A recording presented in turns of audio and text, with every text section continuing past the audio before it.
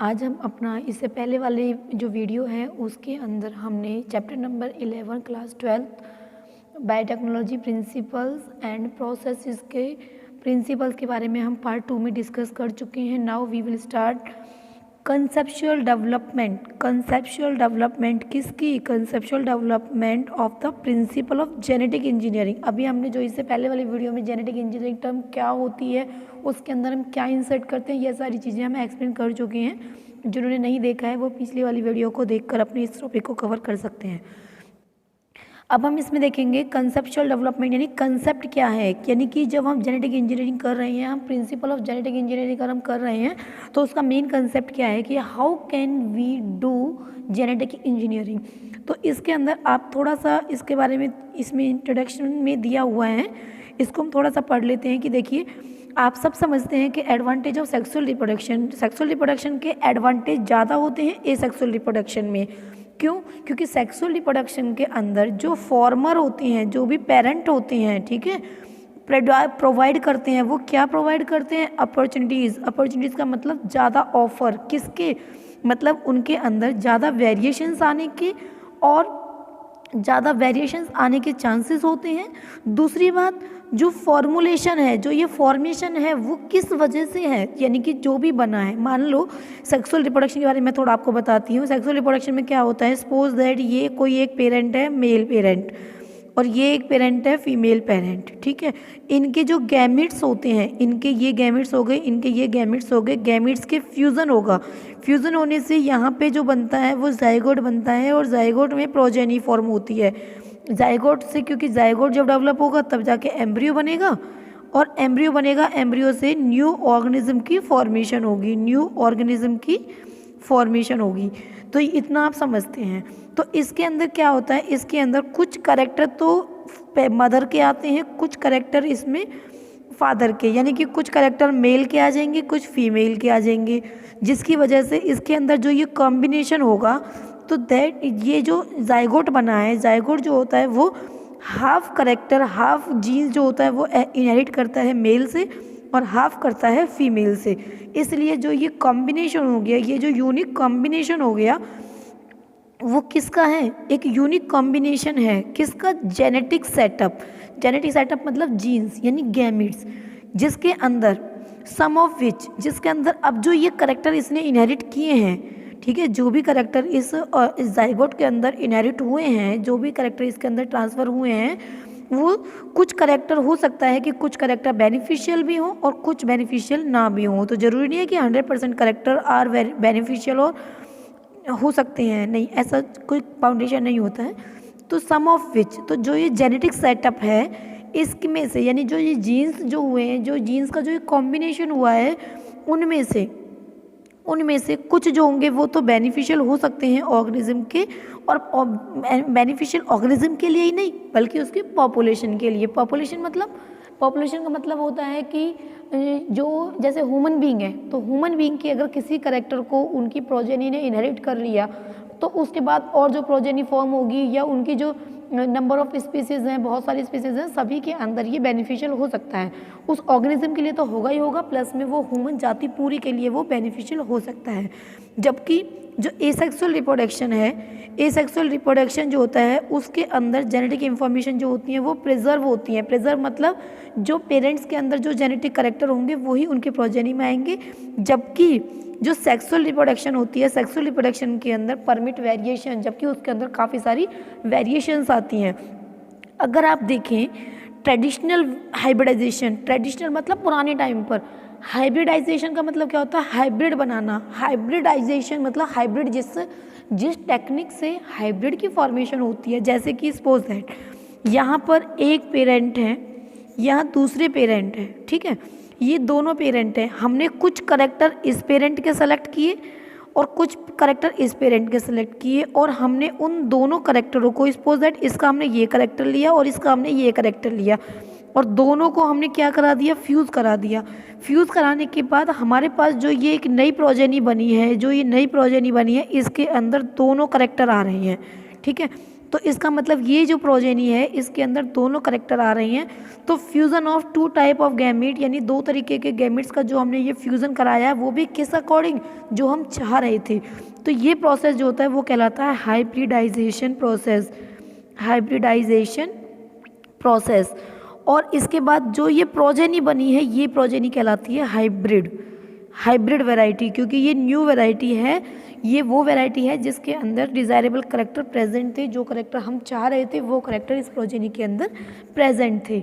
तो इसके बाद तो ये जो पुराने टाइम में जो इस तरीके की टेक्निक होती थी हाइब्रिडाइजेशन टेक्निक यूज्ड इन, जिस टेक्निक को दोनों पर्पज़ के लिए यूज़ किया जा सकता था, प्लांट्स के लिए भी और एनिमल्स के लिए भी, very often lead to inclusion. Inclusion का मतलब इंक्लूड कराना, जैसे कि अभी मैंने आपको बताया था कि इसके अंदर हम क्या कर रहे थे, हम गैमेट्स को इंक्लूड कर रहे थे, यानी इस टेक्निक इस प्रोसेस को हम बोलेंगे इंक्लूजन। और इंक्लूजन होने के बाद क्या होगा, multiplication of undesirable gene along the desirable gene. तो जब इनको ऐड कराया जाता था, लिसन केयरफुली, पुराने टाइम में जब ट्रेडिशनल हाइब्रिडाइजेशन होता था जिसको प्लांट्स और एनिमल दोनों पर्पज़ के लिए यूज़ किया जाता था, उसके जब इन गैमिट्सों का इंक्लूजन होता था, यानी जब इनको इंक्लूड कराया जाता था, इंक्लूड कराने के बाद जब भी इनके हाइब्रिड की फॉर्मेशन होती थी, तो इस टाइम पर जब मल्टीप्लिकेशन होता था, यानी कि जब इनके अंदर सेल्स का डिवीज़न होगा, मल्टीप्लिकेशन होगा, तो जो डिज़ायरेबल करेक्टर थे वो तो मल्टीप्लाई होंगे ही होंगे, साथ में कुछ अनडिज़ायरेबल जीन भी मल्टीप्लाई हो जाते थे। अब अनडिज़ायरेबल हो जाएंगे तो फिर वो तो वैसा नहीं बनेगा ना जैसा हम चाह रहे थे, तो उस तरीके का वो नहीं फॉर्म होगा।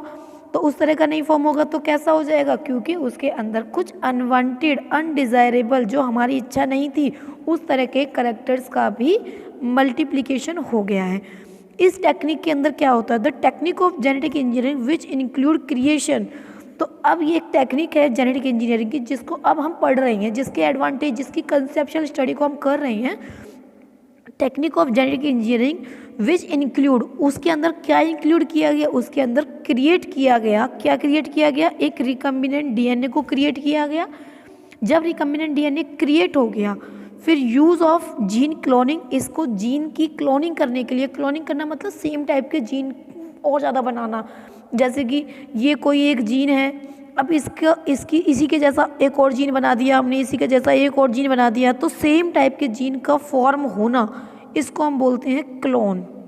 ठीक है, और ये प्रोसेस कहलाएगा क्लोनिंग प्रोसेस, जो फिनोटाइपिकली मॉर्फोलॉजिकली सिमिलर होते हैं, इवन जेनेटिकली भी सिमिलर होते हैं, उन्हें हम क्लोन कहते हैं। जो क्लोन होते हैं वो उनके जीन्स भी सेम होंगे, वो दिखेंगे भी सेम तरीके से, तो वो क्लोन होता है। इस प्रोसेस को हम क्या बोलेंगे, क्लोनिंग। तो इस टेक्निक के अंदर, जिस टेक्निक को हम अब पढ़ रहे हैं, the technique of genetic engineering, इसके अंदर विच इंक्लूड, जिसके अंदर हम क्या करते हैं, क्रिएट ए रिकम्बिनेंट डीएनए, एक रिकम्बिनेंट डीएनए को क्रिएट करते हैं, फिर उसको यूज़ करते हैं जीन क्लोनिंग के लिए। फिर इसके अंदर हम और भी क्या कर सकते हैं, जो जीन क्लोन हो गए हैं अब हम इन जीनों को ट्रांसफ़र भी कर सकते हैं। किस पर्पज़ के लिए, ताकि ओवरकम मतलब सामना कर सकें हम दिस लिमिटेशन। कौन सी वाली लिमिटेशन की बात कर रही हैं ये, अब आपको समझ में आ गया होगा कि जो ट्रेडिशनल हाइब्रिडाइजेशन टेक्निक थी उसके अंदर क्या प्रॉब्लम थी, जिसकी वजह से हमें जो ये जेनेटिक इंजीनियरिंग वाली टेक्निक को फॉलो किया है और इस टेक्निक में हमने रिकम्बिनेंट डीएनए को बनाया है, तो ताकि हम उस लिमिटेशन का उसका सामना कर सकें। तो वो लिमिटेशन कौन सी थी, वो लिमिटेशन ये थी, multiplication of undesirable gene along with the desirable gene, कि जब हम डिज़ायरेबल जीन का मल्टीप्लिकेशन करा रहे थे उसी टाइम पर कुछ अनडिज़ायरेबल जीन का भी मल्टीप्लिकेशन हो जाता है।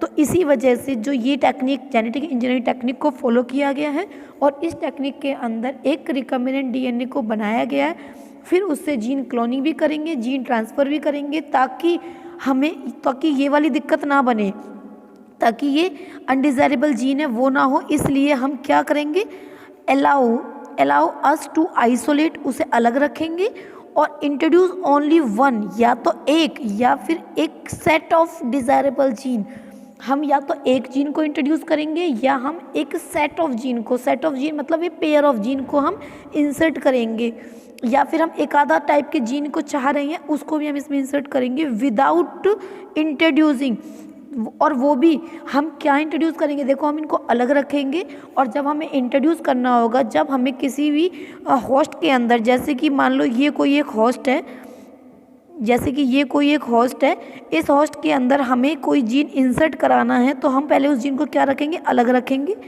किस लिए, ताकि without introducing undesirable gene into the target organism, ताकि जो ये टारगेट ऑर्गेनिज्म है इसके अंदर कोई अनडिज़ायरेबल जीन एंटर ना कर जाए, ताकि इसके अंदर कोई अनडिज़ायरेबल जीन एंटर ना कर जाए, इसलिए हम इसको अलग रखेंगे।